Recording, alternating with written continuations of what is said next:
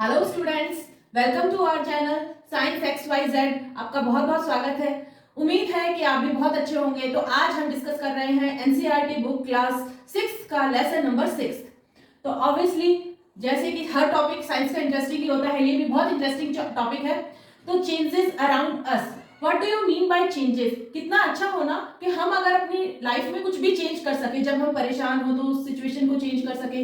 अगर जब आपको कोई चॉकलेट दे रहा हो तो आप जल्दी से छोटे बनकर उसे ले सकें। अगर आपको बाइक चलाने का मन हो रहा हो तो आप जल्दी से बड़े हो जाएं और बाइक चलाएं। लेकिन ये सब तो पॉसिबल नहीं है स्टूडेंट्स। लेकिन फिर भी हमारे चारों तरफ बहुत सारे चेंजेस हर समय होते रहते हैं। कुछ चेंजेस ऐसे होते हैं जो फ्यू मिनट्स में कंप्लीट हो जाते हैं, लेकिन कुछ चेंजेस ऐसे होते हैं जो होने में सालों लग जाते हैं, जिनको हम इवन नोटिस भी नहीं कर सकते हैं। तो हम हर टाइप के चेंजेस का स्टडी इस लेसन में करने वाले हैं। साथ ही उन चेंजेस को ग्रुपिंग भी करने की कोशिश करेंगे कि हम किस टाइप से ग्रुपिंग कर सकते हैं चेंजेस की, किस टाइप से जो चेंजेस है अपने अपने आप में अलग होते हैं, कैसे अलग होते हैं। तो आपने देखा ही होगा कि जब हम बैलून फुलाते हैं, बैलून में जब हवा भरते हैं तो वो अपने साइज में चेंज हो जाता है, एकदम से बड़ा हो जाता है।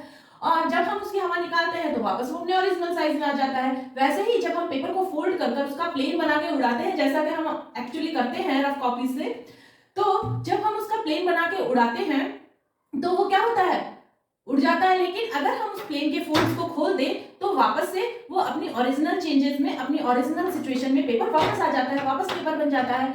उसी तरह से क्या आपने कभी मम्मी को आटा लगाते हुए देखा है चपाती के लिए? हाँ, तो क्या आप उस चपाती के आटे से वापस आटा बना सकते हैं सूखा हुआ? तो वो एक अलग टाइप का चेंजेस है। पहले वो फ्लोर था, सूखा हुआ फ्लोर था, लेकिन जब हम उसमें पानी मिक्स करके उसका एक डो तैयार कर दिया, लेकिन क्या उस डो से आप वापस आटा बना सकते हैं? बिल्कुल नहीं। उसी तरह से हम देखते हैं जब एक कैंडल जलती है तो क्या होता है, कैंडल धीरे धीरे अपने साइज में रिड्यूस होती रहती है। तो क्या आप उस कैंडल के साइज को वापस बड़ा कर सकते हैं? इसी तरह से हमारे चारों तरफ बहुत सारे चेंजेस होते रहते हैं। तो उन सब चेंजेस के बारे में हम देखेंगे, जैसे कि आयरन पे रस्ट लगता है, सूरज उगता है, सूरज छिपता है, दिन होती है, रात होती है। ये सब चेंजेस अलग अलग होते रहते हैं। हर टाइम पे अलग अलग मौसम चेंज होते रहते हैं। तो हम हर चेंजेस का इस लेसन में स्टडी करेंगे और कनेक्ट करने की कोशिश करेंगे। क्या आप इस बात को कनेक्ट कर पाएंगे कि दिन रात किस टाइप के चेंजेस है, या मौसम का बदलना किस टाइप के चेंजेस है? प्लीज नीचे कमेंट करके जरूर बताइएगा। तो स्टूडेंट, हम सब बात कर रहे थे चेंजेस के बारे में जो हमारे चारों तरफ हम नॉर्मली देखते हैं। तो उन्हीं चेंजेस को ग्रुप करने के बारे में हमने सोचा, तो हम उसको कैसे ग्रुपिंग कर सकते हैं उसी में आगे हम पढ़ रहे हैं। नेक्स्ट टॉपिक आता है इस लेसन का, रिवर्सिबल चेंजेस।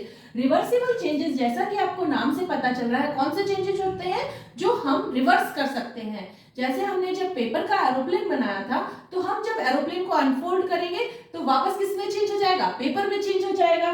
सिंपल। जब हम किसी स्प्रिंग को खींचते हैं, फोर्स लगाते हैं, तो वो अपने साइज और में चेंज हो जाती है, साइज और शेप उसका चेंज हो जाता है। लेकिन क्या उसका मटेरियल चेंज हो जाता है? क्या वो आयरन से कॉपर बन जाती है? बिल्कुल नहीं, ऐसा नहीं होता। क्योंकि रिवर्सिबल चेंजेस में सिर्फ साइज और शेप चेंज हो सकता है, उसकी फिजिकल प्रॉपर्टी चेंज हो सकती है, उसकी अपीयरेंस चेंज हो सकती है, लेकिन मटेरियल या केमिकल कंपोजिशन में कोई चेंजेस नहीं होता है।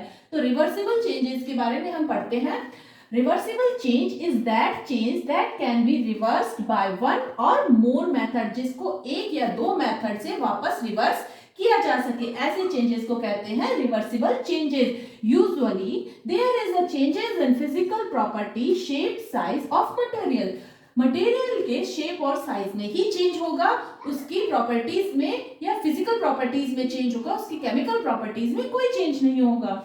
Mostly new substances not form in reversible changes. Mostly जो है कोई भी नया सब्सटेंस नहीं फॉर्म होता है रिवर्सिबल चेंजेस में। जैसे हमने पेपर को फोल्ड किया था और उसका एक एरोप्लेन बना दिया था। जब एरोप्लेन बनाया था तब भी वो एरोप्लेन किसका था? पेपर का ही था, उसमें कोई चेंज नहीं हुआ था। और उसको जब अनफोल्ड किया तब भी वो पेपर ही रहा। उसी तरह से इसमें कोई नया सब्सटेंस फॉर्म नहीं होता है।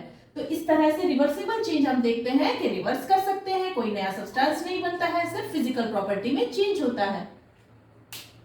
तो स्टूडेंट, हमने रिवर्सिबल प्रोसेस देखा था। अब देखते हैं इरिवर्सिबल चेंज। इरिवर्सिबल चेंज, जैसे कि आपको नाम से पता चल रहा है, इर और रिवर्सिबल। इर का मतलब नहीं हो सकता, रिवर्सिबल वापस रिवर्स जो नहीं हो सकता, वही चेंज कौन से होते हैं? Irreversible change. The change which is permanent and cannot be undone by any physical or chemical means is called the irreversible change. ऐसे change जो किसी भी physical या chemical तरीके से, कोई भी फिजिकल या केमिकल तरीके से, किसी भी तरीके से उसको वापस रिवर्स नहीं किया जा सकता, वो वापस अपनी ओरिजिनल कंडीशन में नहीं आ सकता, ऐसे चेंजेस को हम क्या कहते हैं? Irreversible change. A process making new substance with new properties. ये एक ऐसा प्रोसेस होता है जिसमें नया सब्सटेंस क्या होता है? बनता है, नया सब्सटेंस फॉर्म होता है, और वो जो नया सब्सटेंस बनता है उसकी अपनी खुद की न्यू प्रॉपर्टीज होती है, जैसे उसका मेल्टिंग पॉइंट, उसका बॉइलिंग पॉइंट, सब उसका अलग होता है अपने ओरिजिनल सब्सटेंस से। For example, a burning candle of irreversible process. जब कैंडल जलती है तो वो कौन सा प्रोसेस होता है? इरिवर्सिबल प्रोसेस, ये इरिवर्सिबल चेंज। तो बर्निंग कैंडल इरिवर्सिबल चेंज कैसे होता है? क्या आप किसी जली हुई कैंडल को वापस से बढ़ा करके या वापस से रिवर्स करके कैंडल बना सकते हो? जी नहीं, ऐसा कोई प्रोसेस या ऐसा कोई एग्जाम्पल हमें नहीं पता, या ऐसा कभी नहीं होता कि एक जली हुई कैंडल को वापस अपनी ओरिजिनल कंडीशन में या अपनी ओरिजिनल फर्स्ट स्टेज में लाया जा सके। तो कैंडल का जलना क्या हुआ? Irreversible process. तो स्टूडेंट्स, हमने अभी पढ़ा था रिवर्सिबल और इरिवर्सिबल चेंजेस। तो रिवर्सिबल और इरिवर्सिबल चेंजेस आपने एग्जांपल सहित वापस पढ़ चुके हैं। अब नेक्स्ट आता है फिजिकल एंड केमिकल चेंजेस। तो हम इनकी कंपैरेटिव स्टडी कर लेते हैं ताकि हमें लर्न करने में आसानी रहे। आप इनको सिमुलेट कर सकते हैं रिवर्सिबल और इरिवर्सिबल चेंजेस से। आप मुझे कमेंट करके बताइए कि आपको फिजिकल चेंज और chemical change versus reversible change और इरिवर्सिबल चेंज में क्या फर्क लगा। तो हम पढ़ते हैं पहले physical change. A change in matter which occur without causing any change of composition of matter is known as physical change. तो फिजिकल चेंज उन्हें कहते हैं जिससे मैटर की कंपोजिशन में कोई चेंज नहीं होता है। तो फिजिकल चेंज का फर्स्ट पॉइंट कहता है कि मैटर की कंपोजिशन में कोई चेंज नहीं होगा। While the chemical change is defined as the change in chemical composition of matter, वहीं अगर हम केमिकल चेंजेस की बात करें तो केमिकल चेंजेस वो होते हैं जिनके अंदर केमिकल कंपोजिशन में चेंज हो जाता है। तो हम बात करते हैं फिजिकल चेंज में, तो फर्स्ट इसका पॉइंट आ जाता है कि इसके अंदर मैटर की कंपोजिशन में कोई चेंज नहीं होता, इसके अंदर मैटर की कंपोजिशन में चेंज होता है या इसे केमिकल कंपोजिशन में चेंज हो जाता है। सेकेंड पॉइंट की बात करते हैं, usually physical change reversible in nature. जो यूजुअली फिजिकल चेंज जो होते हैं वो नेचर में रिवर्सिबल होते हैं, यानी हम उन्हें वापस रिवर्स कर सकते हैं। वाइल जबकि केमिकल चेंज हम इरिवर्सिबल होते हैं, उन्हें प्राय चेंज नहीं किया जा सकता। थर्ड पॉइंट होता है, no new product are formed when the object undergoes physical change. जब भी कोई ऑब्जेक्ट फिजिकल चेंज में जाता है या कोई भी ऑब्जेक्ट में जब फिजिकल चेंज होता है तो कोई नया प्रोडक्ट नहीं बनता है, उसी प्रोडक्ट के शेप या साइज में चेंज हो जाता है, जबकि कोई नया प्रोडक्ट नहीं बनता है। व्हाइल जब chemical change often lead to formation of new product, वहीं जैसे इरिवर्सिबल चेंजेस में हमने पढ़ा था, प्रोसेस में पढ़ा था कि उसमें भी एक नया प्रोडक्ट बनता है, वैसे ही केमिकल चेंजेस हमेशा क्या बनाता है? प्रायकर एक नया प्रोडक्ट फॉर्म करता है। The changes have no impact on the molecular composition of substance. Physical change के अंदर कंपोजिशन ऑफ मॉलिक्यूलर स्ट्रक्चर यानी उसकी मॉलिक्यूलर कंपोजिशन में कोई चेंज नहीं होता। जो मटेरियल यानी जो अगर आयरन की बनी हुई कोई नेल्स है तो वो आयरन की ही रहेगी, उसको कितना ही फोर्स लगा के हम उसका शेप चेंज कर सकते हैं लेकिन उसका मटेरियल चेंज नहीं कर सकते, उसकी कंपोजिशन चेंज नहीं कर सकते हैं। उसी तरह से chemical change have direct impact on chemical bond और मॉलिक्यूलर कंपोजिशन। जब केमिकल चेंज होता है तो उसका डायरेक्ट इम्पैक्ट पड़ता है केमिकल बॉन्ड्स पे और उसकी मॉलिक्यूलर कंपोजिशन पे, यानी पूरा का पूरा मटेरियल और पूरा का पूरा प्रोडक्ट ही चेंज हो जाता है। जैसे आपने घर में यूजुअली देखा होगा, मम्मा जब डो लगाती है तो फ्लोर से एक डो में कन्वर्ट हो जाता है। तो फ्लोर का जो प्रॉपर्टीज है, मॉलिक्यूलर स्ट्रक्चर है वो अलग होती है, डो की मॉलिक्यूलर स्ट्रक्चर जो प्रॉपर्टीज है वो अलग होती है। हम फ्लोर से डो बना सकते हैं लेकिन डो से वापस फ्लोर नहीं बना सकते।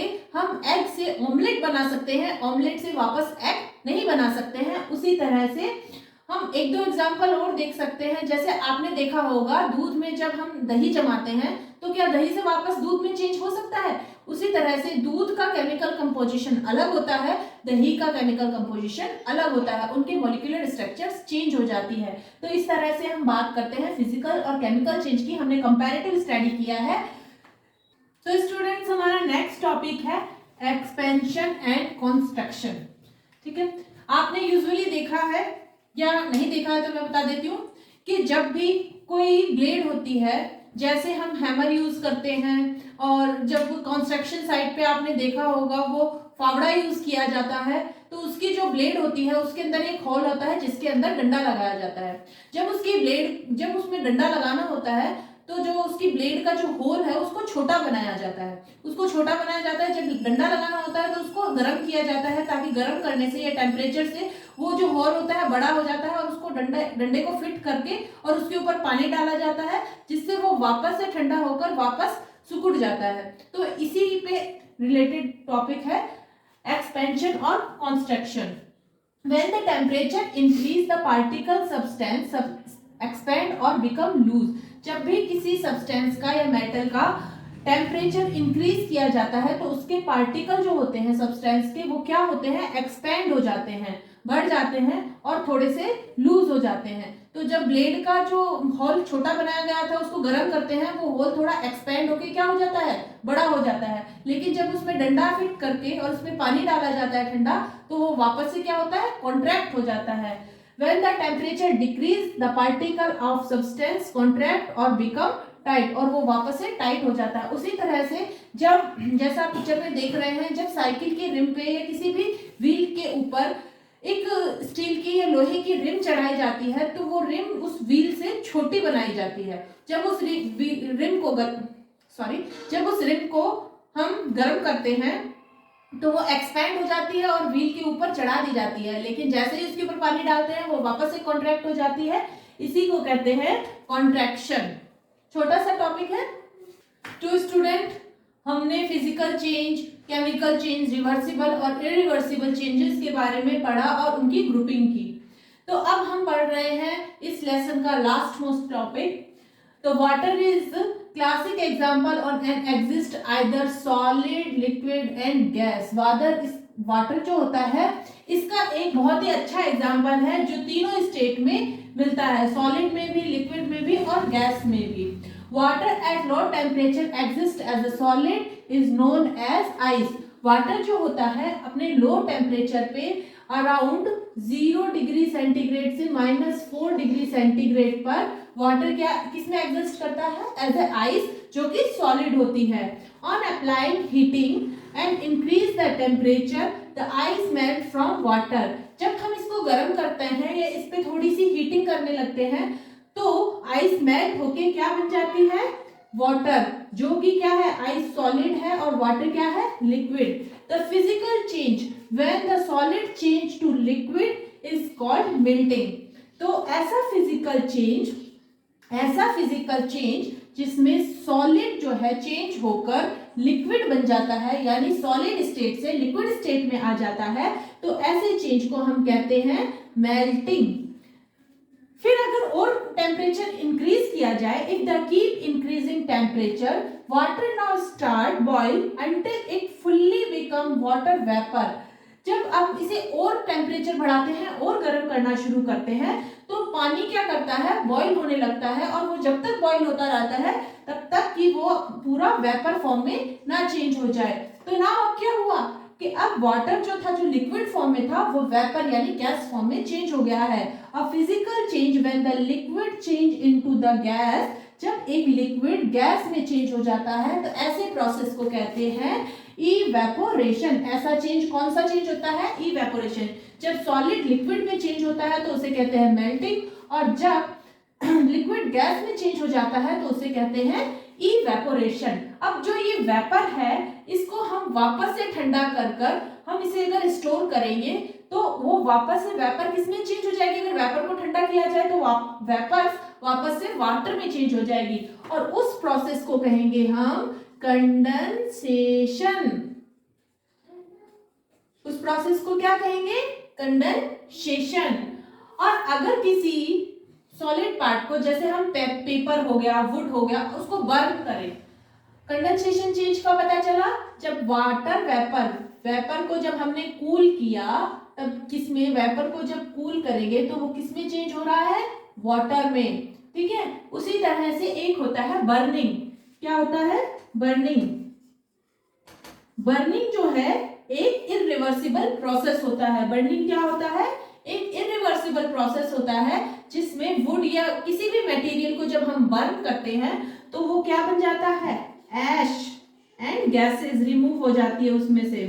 ठीक है, वुड और गैसेस रिमूव हो जाती है, इसको वापस रिवर्स नहीं किया जा सकता है।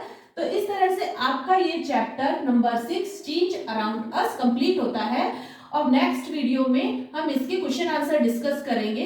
और इस वीडियो को आप लाइक कर दीजिए, शेयर कर दीजिए अपने फ्रेंड्स के साथ और सब्सक्राइब भी कर दीजिए। साथ में स्टूडेंट, नोट्स बनाने बहुत जरूरी है, आप प्लीज नोट्स बनाते रहिए। ये जो बोर्ड पे जो मैटर लिखा जाता है ये बहुत ही इंपॉर्टेंट पार्ट होता है, इसलिए आप इन्हें प्लीज अपनी कॉपी में राइट डाउन करते रहिए।